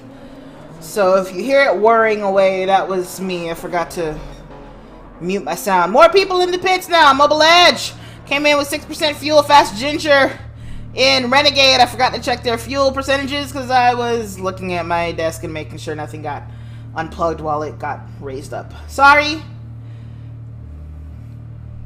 But all these folks in, let's see who comes out sooner than the others. Other folks are going to start pitting soon here. We have 4.5 minutes left in the pit window, and you must be out of the pits past the pit exit line before we actually hit that 70-minute mark. So folks are going to want to come in and get those changes that they need to get in the next couple of laps here before they miss their chance. It is a big penalty if you do. 1 minute penalty for both for refueling and taking tires outside of the pit window. And so if you come out of the pit window, past the pit window, and you've obviously taken fuel, you've obviously taken tires, you are going to get both penalties. Renegade is the first to be out in that group of drivers. Fast Ginger next to get out of the pits. Mobile Edge should be next. Sure enough, yep, there he goes. Hitcho still in there. We're still waiting on our leader, HPR, to pit. Should be this lap. Just looking at that fuel situation. Blue Paladin probably coming in right after him. Leo also still owes a pit stop. He's got so much rubber on those tires, but the fuel is gone. So he is going to pit late. There's Venom putting fuel in that car. He was almost at the end of it. 2% fuel in the vehicle. And he's going to try to get out as quickly as possible. J-Rod now into the pits himself. 3 minutes left in the pit window. So most people who haven't pitted will be coming in now. And sure enough, it's just HPR, Blue Paladin, and Leo at this point who owe pit stops. Bendix getting slowed down by Leo, I would imagine, trying to, find the balance between not getting a blue flag violation, but also not getting incredibly slowed down by this car. He should be having clean air. He's on the soft tires. He jumped on him pretty early. Of course, he would like clean laps. It feels almost like he's wasting those tires being stuck behind Leo, but what can you really do? Our leader, HPR, is in. Blue Paladin tracking to the right so he can also tuck into the pits. That's those classic TRD colors too, that Toyota Racing or Toyota Motorsport colors, if you will. That kind of sunset palette of orange, yellow, and I believe there's a reddish brown in there, if I'm not mistaken. We've been seeing those colors on Toyotas for a very long time, both off-road and on-road cars. Iconic. I love the way that Blue Paladin's car looks with those colors on them. Leo in, and with that, those should be our last three needing to pit. Let's see how much fuel HPR puts into that car, and then we'll see where Blue Paladin comes out in comparison. Both have a long time to continue fueling. In fact, while they're doing that, hit you with a huge 3-second penalty that must come from crossing the pit line, either on the way in or on the way out. We have Fast Ginger and Venom going at it. HPR done with the fueling. Took a little over 50%. What's Blue Paladin gonna do? I thought HPR was going to take more fuel than that, but, you know, color me surprised. I've seen people take close to 70%, 75%. We'll take a look at everyone's fuel situation once we're done here. Yeah, Blue Paladin still going past the 50% mark, coming into 60%. So definitely in the pits longer than HPR was. That's going to lose him time, but maybe HPR will struggle with fuel. I guess that's the hope for Blue Paladin. He doesn't need this much, though, I don't think. There he goes, 72% and out. I think I just saw Leo only take 52% on his. So Leo comes out ahead of Blue Paladin. Leo gets third place. Renegade in second, pitted before these guys, but Leo comes out a little further back from Renegade. Here's Green. I thought Green had pitted already. Green apparently was our last pit stop. He's fueling up now, 54% and out. So differing fuel values for people. Let's see, HPR a little over half a tank, Renegade a little more over half a tank, Leo a little over half a tank, Blue Paladin up to 75%, close to 75%. He took 72, so a lot of gas in that car. Blue Paladin not looking to save fuel in this second stint at all. Venom closer to the 75% mark as well. Fast Ginger maybe 60%. Mobile Edge closer to 75%. Bendix closer to 75%. Would have taken even more, actually, as remember, Bendix pitted very early on in the stint and now finds himself in 8th place. I think should have been doing better. I think he just got stuck in a lot of lap traffic, unfortunately, on soft tires while they're on mediums, but he's getting blue flags waved at him. Green, just over 50% in that car. J-Rod, about 60%. Hitcho, same, about 60%, and Shredder closer to the 75% mark, and he pitted a few laps ago too, so he would be taking more. So different, differing strategies. You can tell who is going to spend this stint really saving fuel, and you can tell who is trying to go all out, balls to the walls, and don't want to have to worry about fuel too much. And then there are some who are right in the middle. They're like, let me take a reasonable amount of fuel, but not too much. I don't want to lose too much time in the pits, you know? You don't want to end the race. You never want to end the race with a bunch of gas in the tank. You know what I mean? Like, you want to end it as close to empty as you reasonably can get, because the less gas in the tank, the lighter the car is. First of all, that is true of this game as well. Second, you just waste time taking more fuels than you need. Like, it's literally just losing time in the pits. And so, you know, folks want to make sure that they've got the right amount of fuel in. Now that we've looked at everyone's fuel and tire situation, everyone is on the softs except for Shredder, who would have had to change to the mediums. Oops, I did not mean to do that. We are gonna bring our bottom banner back. That's the word, bottom banner. And I'm gonna leave this pit lane closed graphic out of it. Just the bottom banner. We have a few people together. Fast Ginger and Venom going at it for 5th place. Blue Paladin behind Leo by not too much. Can't see Leo right now, but he should be just out of camera shot. There he goes, right up front. Renegade 2.8 seconds ahead of them, so not a battle there, and certainly not between HPR and Renegade. That's a 42-second gap that HPR has to play with there. That's insane. Mobile Edge with our fastest lap so far at 1:38.9. We might actually see the cars go faster than that over the next couple of laps here. Besides Venom and Fast Ginger and Leo and them, what's Mobile Edge doing? Mobile Edge riding alone, 2.7 seconds up front, 10.3 behind two Bendix. Bendix also all by themselves, 5.5 seconds back to Green, who has 7.6 seconds back to J-Rod. J-Rod 35 entire seconds ahead of Hitcho, who is an additional 20.5 seconds ahead of Shredder. So outside of those top two battles that I talked about, Leo and Paladin, Venom and Fast Ginger, nothing really going on track as far as fights go. And even this one looks like Venom is starting to lose Fast Ginger. It's got a second on him. Fast Ginger went pretty wide there in the hairpin, but I've seen others do it, and I don't see a penalty. So either there's no penalty there for whatever reason, hard to believe, Or maybe it just looks like they're going wide and they aren't really.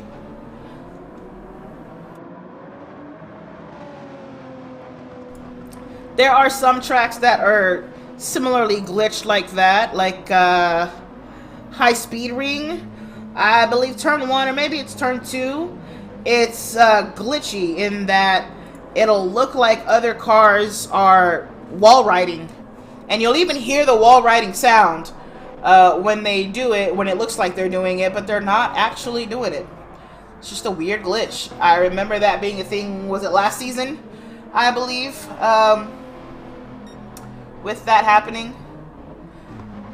Anyway, while we sit here and nothing's really happened, ooh, ATK and Blue Paladin, we'll keep an eye on that. I want to tell you guys about a race that GT Champions, GTC TV, is doing commentary for. It's the BMRL Trucks Truck Series, NASCAR Truck Series in iRacing. You can check us out at round 6 at Bristol this week. I don't see a date or any real info that means anything that I can give you guys. So, I think you can check out more information about that on our website, GTCHAMPIONS.com, and you can find out more about where the BMRL is racing. So that's that. And then next, we're starting our first iRacing series, the GTChampions.com Ferrari Challenge. It begins on February 3rd. It's a one-make series with the Ferrari 296 GT3. They're 1-hour races with a 10-minute qualifier, 6 races in the season on Saturdays at noon. And just like GT Champions will be broadcasted live with commentary, you get one faster pair, which is an iRacing thing, if you're not sure what that is, and you need a D license minimum. Here are the dates for that series. Round 1 at Watkins Glen, you got Daytona, you've got Sebring.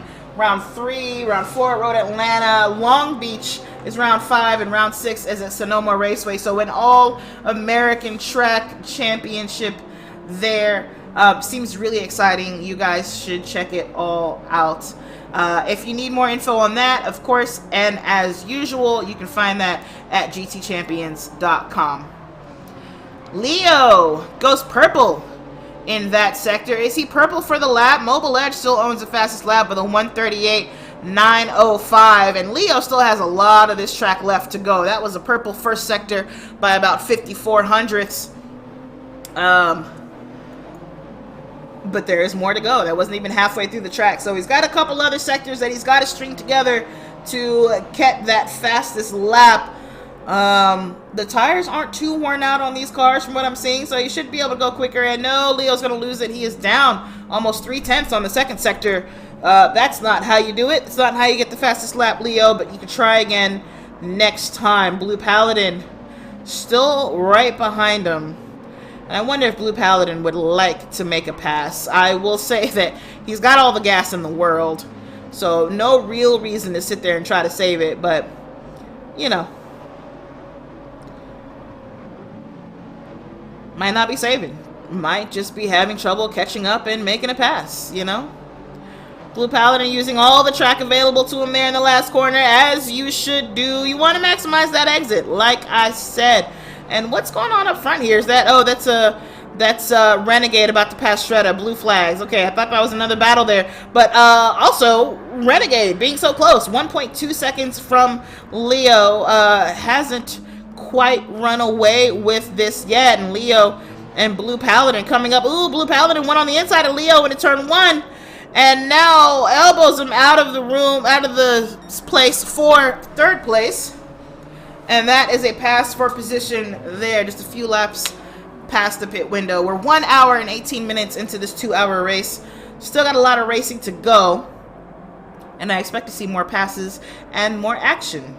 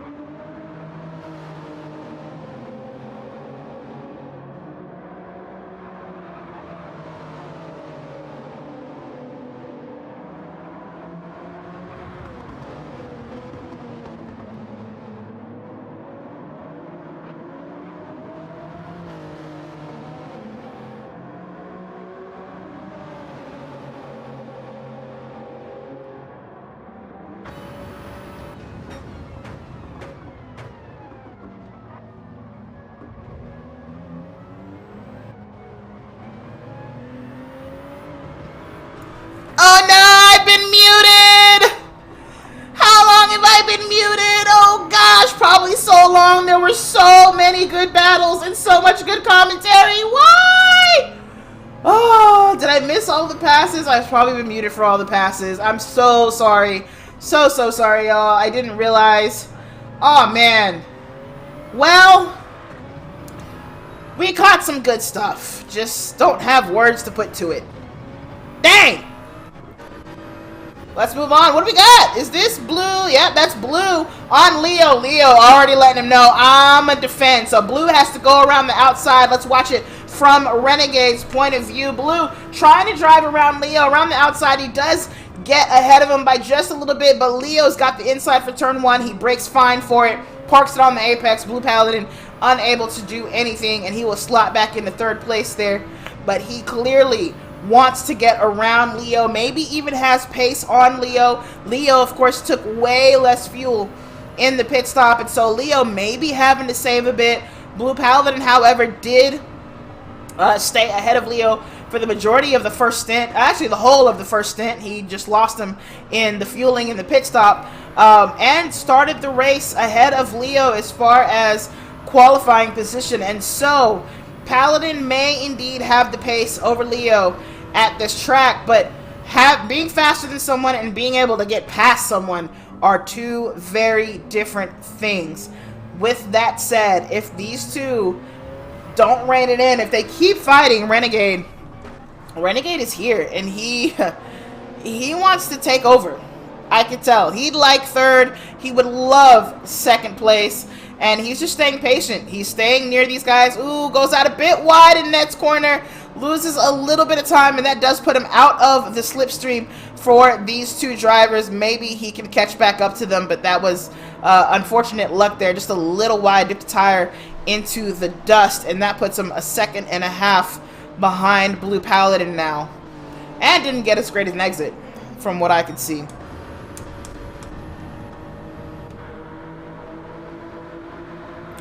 Blue Paladin trying that same move on Leo. This time, Leo still defending. Blue Paladin gonna look for an undercut, of course, and he gets it.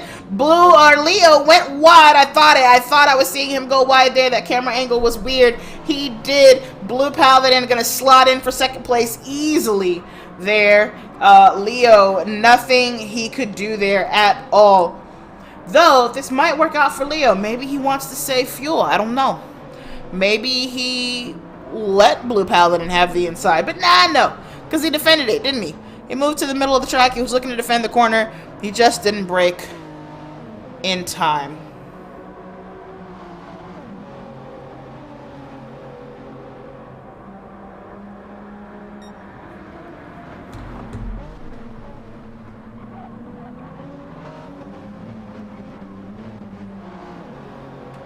Meanwhile, Venom and Mobile Edge separated by a second and a half themselves, so Venom may be starting to get away from the pressure behind him. Mobile Edge still has Fast Ginger right there. Those two had an exchange in positions a few laps ago.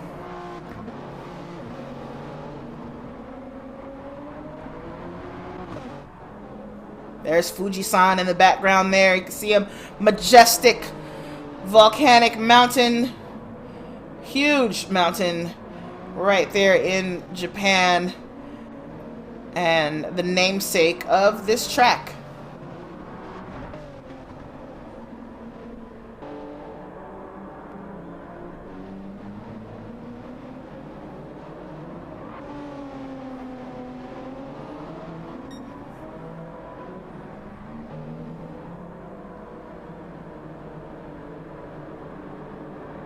Uh-oh. I think Renegade is having trouble. He's not able to catch back up to Leo. In fact, has lost a ton of time to Leo. That second and a half from when he made a mistake last lap in the final sector has now become 3.1 seconds. So Renegade in trouble here. No longer in position to take advantage if Blue Paladin and Leo have an issue, unless it's a huge issue, which these two have not demonstrated a propensity for major mess-ups. So, might be that Renegade's out of luck.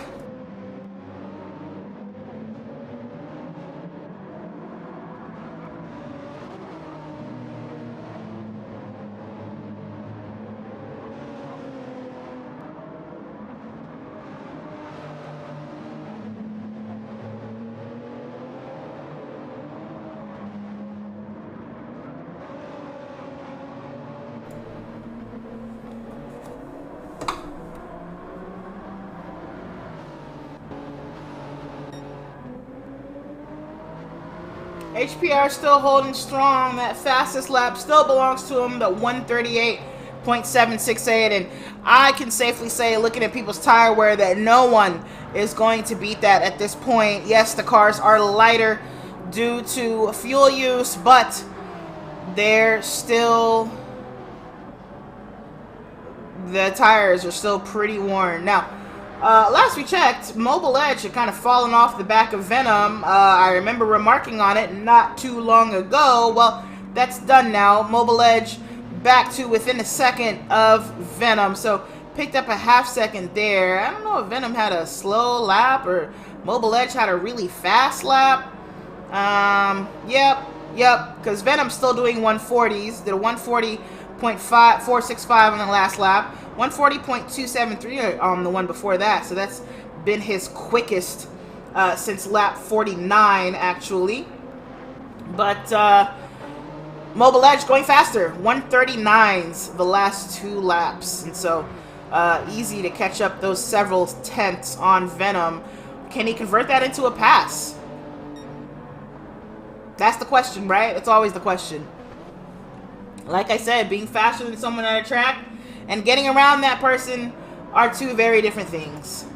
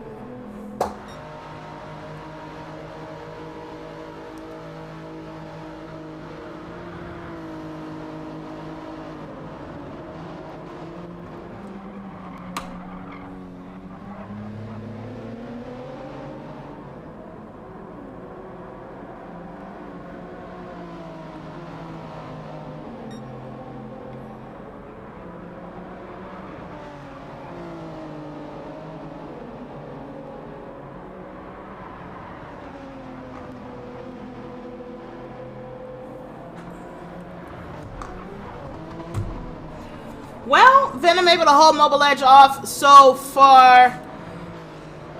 Mobile Edge keeping him 2 within a second away, but he's not, you know, he hasn't just run all over him. Blue Pal, whoa! Something happened to Leo.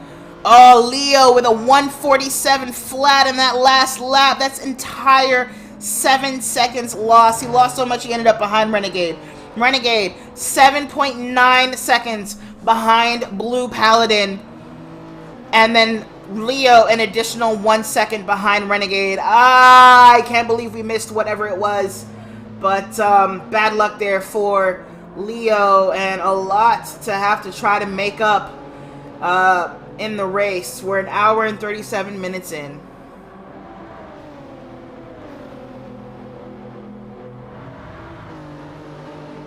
Oh, Venom with more pressure from Mobile Edge here, and he's going to go defensive. Mobile Edge going to follow in his slipstream. Venom decides not to defend. I don't think that was the right decision, because here comes Mobile Edge around on the inside, and he is just ahead of him. All he's got to do is not outbrake himself. Venom looks for the undercut, doesn't quite get it, though he does get a good run on Mobile Edge, and edges him out for 5th place, but will he? Yep, he gets all the way around him, gets 5th back before turn 3. So Mobile Edge gonna want to try that again, but again, the advice is to brake sooner.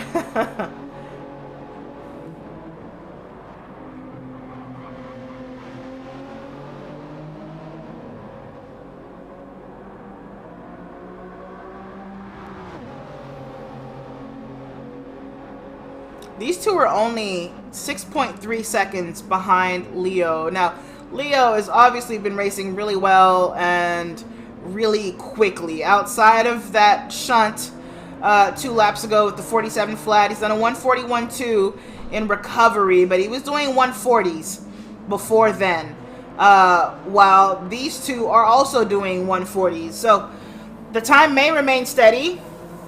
Or Leo and Renegade could slow each other down. Leo could be having a bad time. Renegade is right there. He's right on his bumper.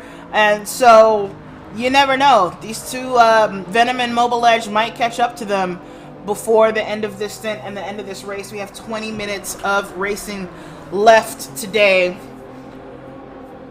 Watching Leo, is he going to try to get this position from a Renegade? He definitely shows the nose. Can he outbrake him into turn one? Renegade gonna go around the outside. ATK keeps a nice tight line. Can he get out of the corner ahead of, yes, he gets out of the corner ahead of Renegade. Was he able to carry enough speed to keep it? Looks like it. Renegade tucks in for 4th place before turn 3, and that is Leo back on the podium over Renegade. He still has 9.7 seconds before he can catch Blue Paladin, but it looks like he's on the way.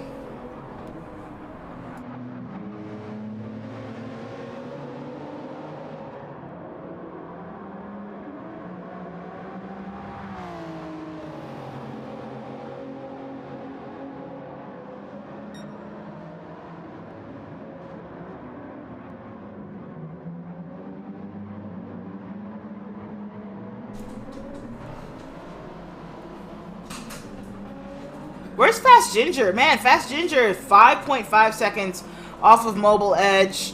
Bendix, who was looking really good in the first stint, just, you know, literally riding people's coattails like I talk about all the time, but now in 8th place and hasn't been able to increase, it looks like. I believe he came out of the pit window at 8th place, so that represents absolutely no movement in position. He's 19, almost 20 seconds behind Fast Ginger, so not much of a chance there. J-Rod is only 4.5 seconds back, so he is in danger of potentially losing a position.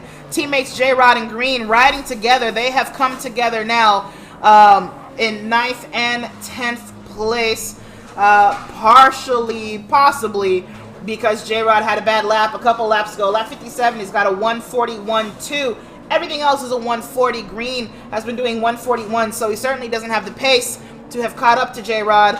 J-Rod must have made a mistake. Hitcho is 41 seconds behind Green. He doesn't stand a chance. Shredder, an entire minute, 9 seconds behind Hitcho. He's out of it. Shredder was doing well in the first stint, but as we learned, that was due to him being on soft tires while everyone else was on the medium. So he was able to dice it up and get in there and get pretty high up in the order, but once those softs started to wear, we saw him start to struggle, and he struggled mightily before the pit window opened. Blue Paladin coming out the victor in that battle between Leo and Renegade. Now he's lost a little time to Leo here. That could be just slowing down because he's not pressed, or maybe there's a chance that Leo could catch back up. I mean, whew, it's a tall order.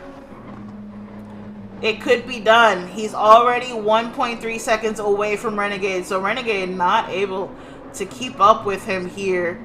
And that's a shame, of course. Ooh, Venom! Venom with a big penalty, half a second, and Mobile Edge is right behind him, so Mobile Edge is going to take that position from Venom. All Venom can do is hope that he can tuck back in behind Mobile Edge and pick up his slipstream just a little bit so he doesn't lose too much. I think he's managed to do it. Got right behind him. Still losing time, but not as quickly as he would without that the help of that aero wash, and soon they'll be braking for turn 1. Maybe he can outbrake Mobile Edge and get a little bit closer, but Venom does lose that position after holding on to it for so long.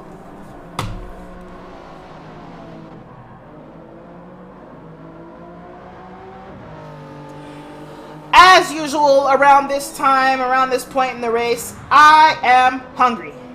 And that's it. That's the message. I'm hungry.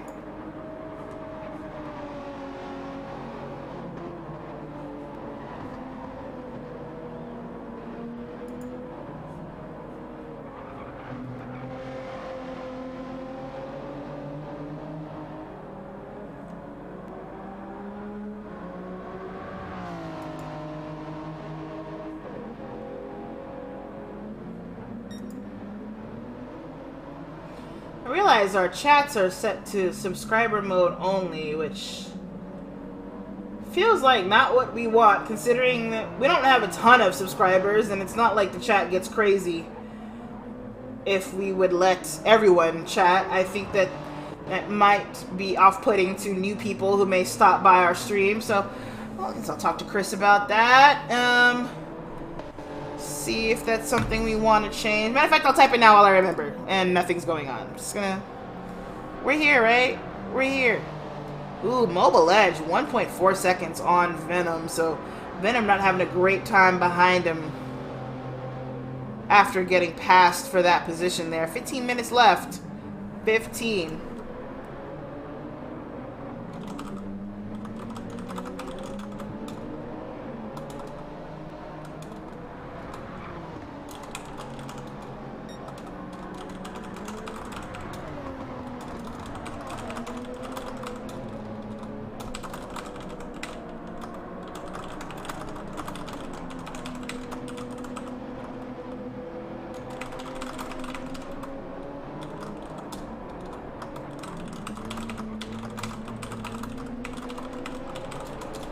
Okay, done with my clickety-clackety, clickety-clackety, clackety-clack, to clickety-clack.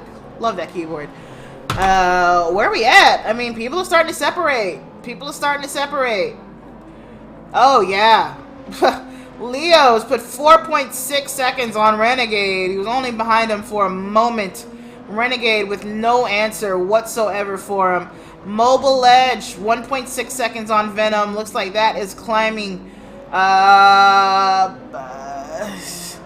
J-Rod pulling up on Bendix now, which I thought he might. Sure enough, he has. Bendix been doing 42s most recently. J-Rod still in the 41s.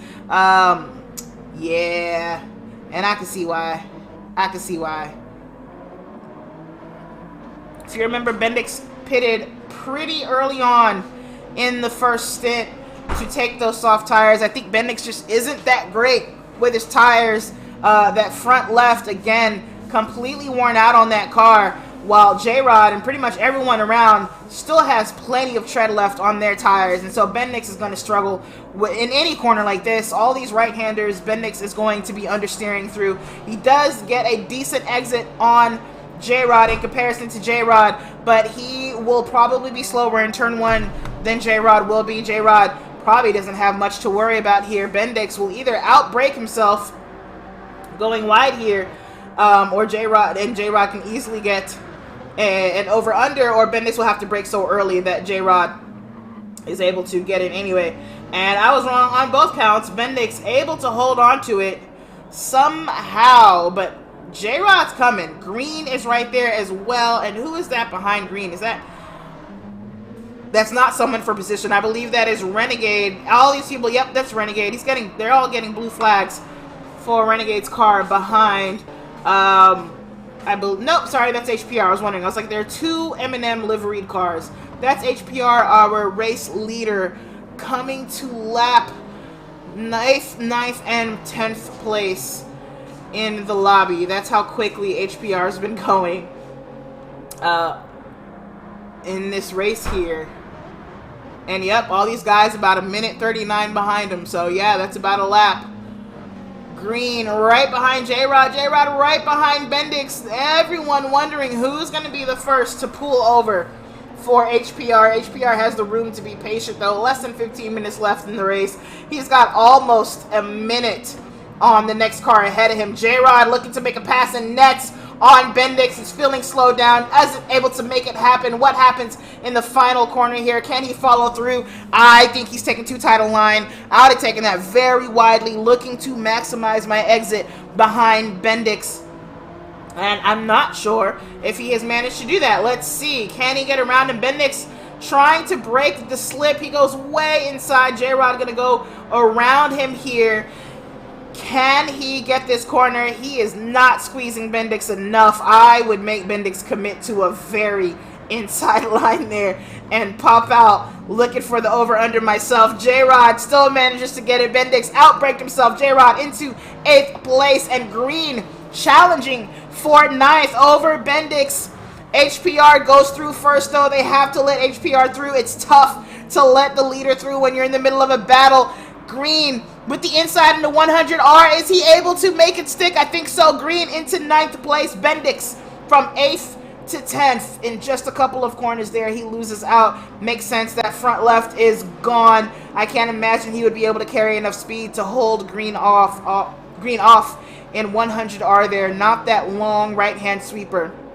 And so Bendix now into 10th. I think he's okay here. It's 49.5 seconds to Hitcho. Unless he spins it and stays spun for a long time, just not facing the right direction for a long time, I think he is going to be all right and finish this race in 10th place. 10th place points. Nothing to sneeze at. J-Rod to 8th after having a really bad luck moment in that first stint with a big spin that he never quite recovered from. I mean, he's on his recovery drive, so I can't say he didn't recover from it, but he didn't recover fully. If I recall correctly, he was fighting for 5th place when it all went down. And he started this race in 1, 2, 3, 4, 5, 6, 7th place. So he's down 1 position on where he started, and would probably be lower if we hadn't seen some disconnections happen earlier in the race. Venom still not able to catch back up to Mobile Edge. Leo closer to Blue Paladin by a second, but that's not enough. You can't do this 1 second every several laps. It's gonna have to be a quicker pace than that if he wants to catch him and take 2nd place. 9 minutes left in the race though. That's a tall order. Renegade 8.7 seconds behind Leo. He is done with chasing for position. I'm gonna get rid of the banner. We have 10 minutes left in the race, less than 10 minutes. I think we can all see each other's cards now. There's not much to be done about them. This is our leader, HPR. Good amount of fuel. Tires look okay. He's not in trouble. 51.5 seconds to the next car. He's good. Blue Paladin looking great. Way too much gas in the car, but, you know, he was able to use it to get himself back up into 2nd place. Probably still wouldn't be in contention for 1st. He didn't, you know, take 51 seconds worth of too much fuel, but it worked out that he made it back into 2nd place, and that's probably where he would have ended up even if he had underfueled or whatever, trying to save, and maybe he wouldn't have even gotten 2nd place sitting there trying to save fuel. So Blue Paladin with a good decision for his pace. Leo, of course, just got unlucky trying to keep Blue Paladin behind him. Was not looking as good on fuel as Blue Paladin, as you can see, but I don't know that he's in danger of running out before the end of the race either.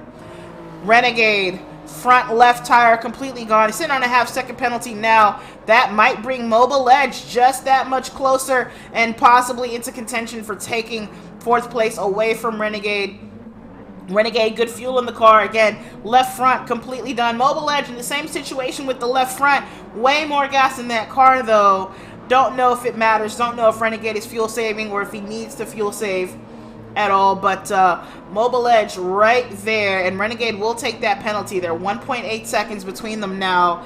And we'll see where that brings Mobile Edge in comparison to him. Probably after turn 1.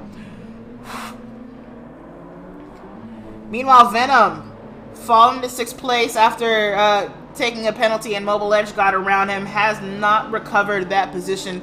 In fact, he's 3.2 seconds behind Mobile Edge. Also dead front left. I mean, we were seeing that thing dead on the mediums, so I could imagine how it works on the soft for a lot of drivers. Ginger in the same position. J-Rod, always great on tires. Plenty of tread left on that car. Even the front left looks great. In fact, the rear left looks worse, which is something we absolutely have not seen on anyone's car. Not even sure how J-Rod pulled that off. But Green, little tread on that front left, so he's been okay with it, but he's low on fuel. Is he going to make it? Probably, we don't know. 6 minutes left. 6 minutes left. Not that, I mean, he could go after J-Rod looking for that position, but he doesn't have much concern behind him. Bendix has fallen 6.8 seconds behind him. Bendix, left side of the car, completely treadless. Front left and front rear, or left front and left rear. Gone. Hicho, bad front left. Plenty of fuel. Shredder with a little more tread on those tires. Of course, he's on the mediums, but not that great either, because we've seen people on the softs who have more shred left than Shredder does. So, you know, not the best look. Do we have anyone in a real, like, fight for position? We know we were looking at Mobile Edge getting closer to Renegade. Yep, that's 1.1 second now between the two of them. And that might materialize into something. We still have a few laps to go. Exactly 5 minutes left to go in the race. This is probably the closest thing we have to a potential battle. Not too far behind them is Venom, but these two would have to do a lot to get Venom up into contention. He's 2.8 seconds behind Mobile Edge. I'm gonna stay right here because Mobile Edge just knocked down another 2/10 out of Renegade just in turn 1. Again, we'll take another look at their tire situation. It's similar. Renegade has more on the left rear than Mobile Edge does, but left front done for those two. Renegade, a little more tread on the right-hand side altogether than Mobile Edge. So the car's in better shape, but Mobile Edge seems to be carrying more speed through corners. Renegade much lower on fuel than Mobile Edge, and so maybe saving and not maximizing the speed in that car. But here's Johnny, you know, he's here.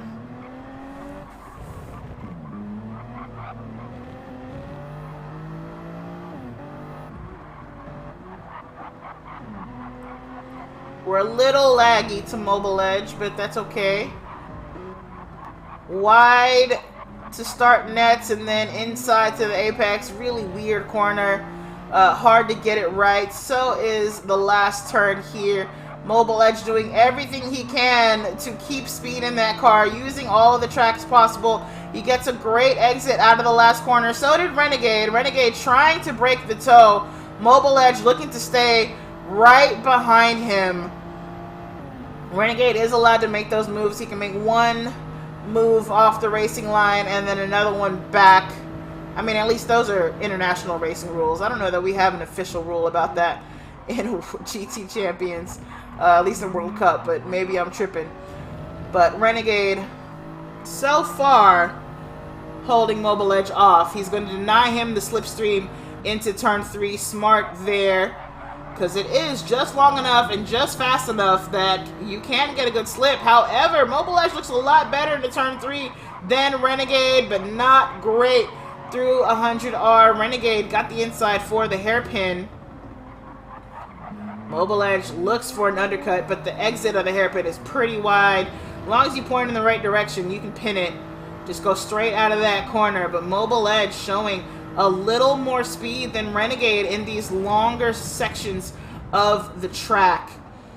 And I mean, if anything, this is a high-speed track with plenty of long sections. And so if this carries on, it might only be a matter of time before he's got that position on him. Now, 2 minutes left in the race, and I think these two might cross the line before the minute-and-a-half mark. The laps here are about a minute 40,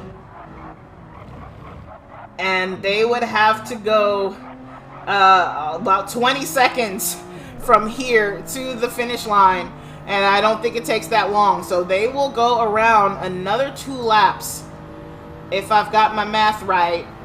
Yeah. Well, no, a minute and a half left in the race. So no, this will likely be their last lap. HPR will cross the line and he'll likely have to take another lap. Yep, he's gonna have to take another lap after this one. He's gonna cross the line in just a few seconds here. That little overhead thing we're passing now marks the start-finish line, and yep, sure enough, he's there with 30 seconds to spare, or 1 minute to spare. What am I saying? I cannot do math. 1 minute to spare. So the lap is more than 1 minute, so he'll get this one last lap, and that'll be that. Back to Renegade and Mobile Edge. What's going on behind him? Venom Fast Ginger, J-Rod, Green, Bendix, Hitcho, everyone apart. This is the battle. This battle for 4th place between Mobile Edge and Renegade. Renegade just has to hold on for one more lap. 20 seconds from now till the 2-hour mark, and they have more than 20 seconds to get to the finish line. So this will be their final lap. They should cross and get the checkered flag here. Renegade just has to get out of the last turn well.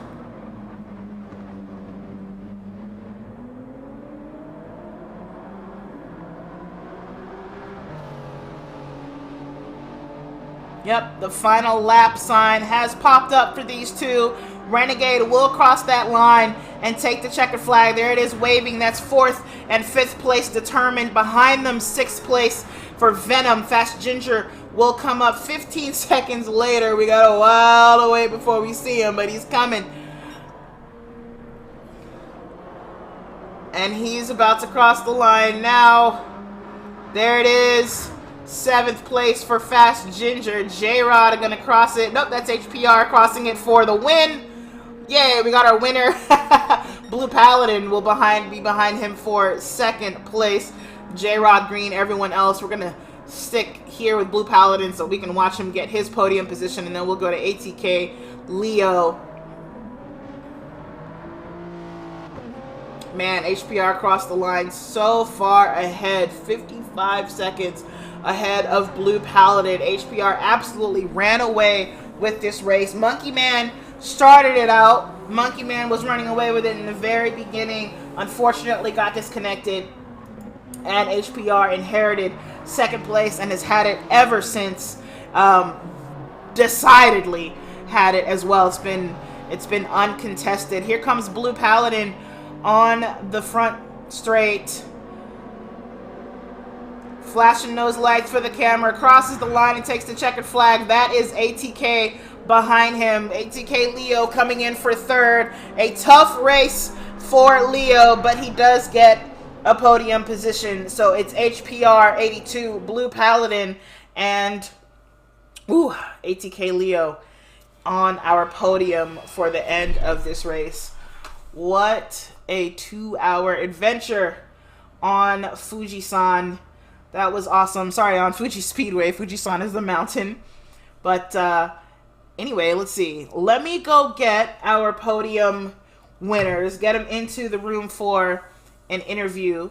I'll be back. Just let me get y'all some music. You know what I mean? I'm gonna get y'all some tunes here. And I could show the BRB sign, but what I'll show you is our Ferrari Challenge calendar. And you can check out more information about that on GTCHAMPIONS.com. I'll be back.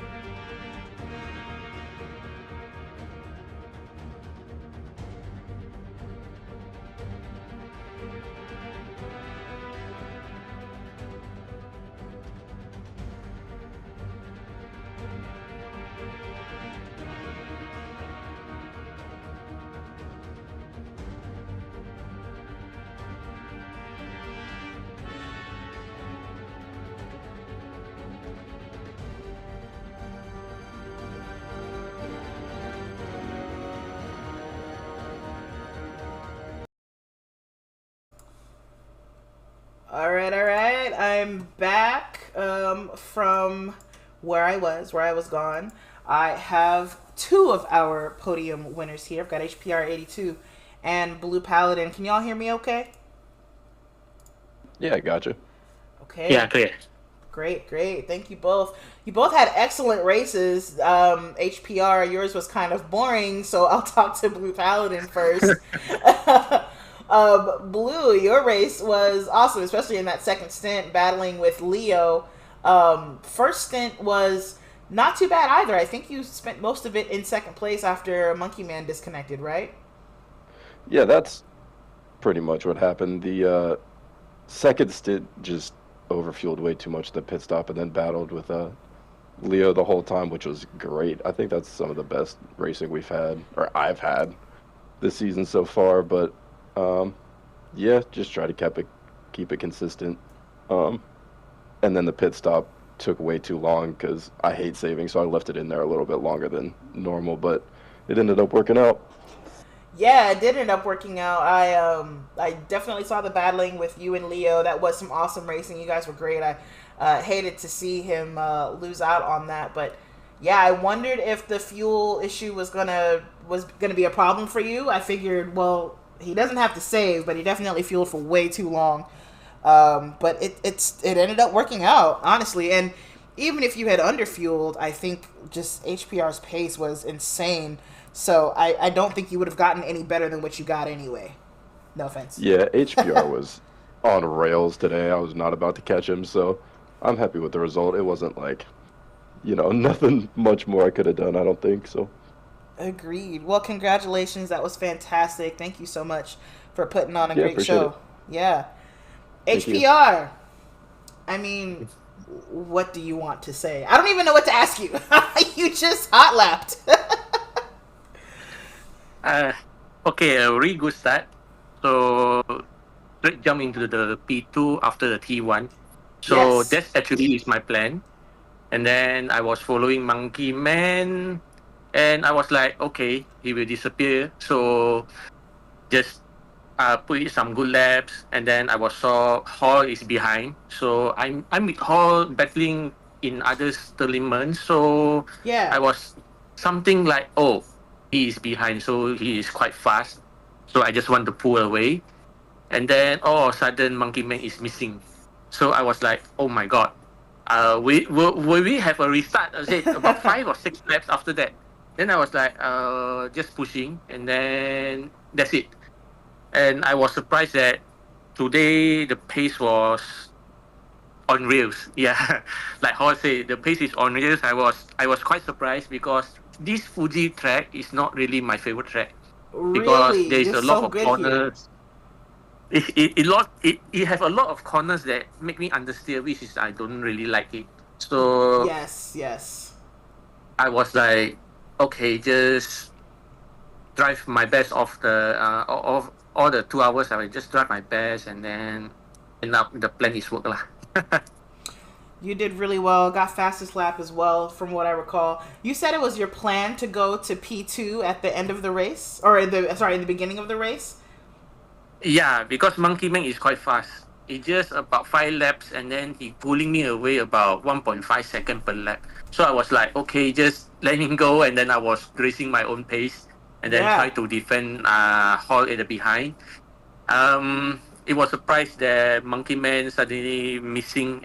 I think disconnected. Yeah, disconnected. Um, I was really sorry for him, and then for me today's race, I will still treat it like my best P2 is not P1 actually because bad luck struck with Monkey Man. If he didn't disconnected, I was like maybe just at the at the lobby chat, he will let everyone until the finish line. Right, right. I get it. I get it. Yeah. Uh, Well, I think it still counts, but I understand why you might say it doesn't. I do. Well, thank you so much again to both of you for putting on a fantastic race. Love watching you guys always. I guess we'll see you in a couple of weeks, yeah? yeah, see you again. Sounds good. Okay, see you all.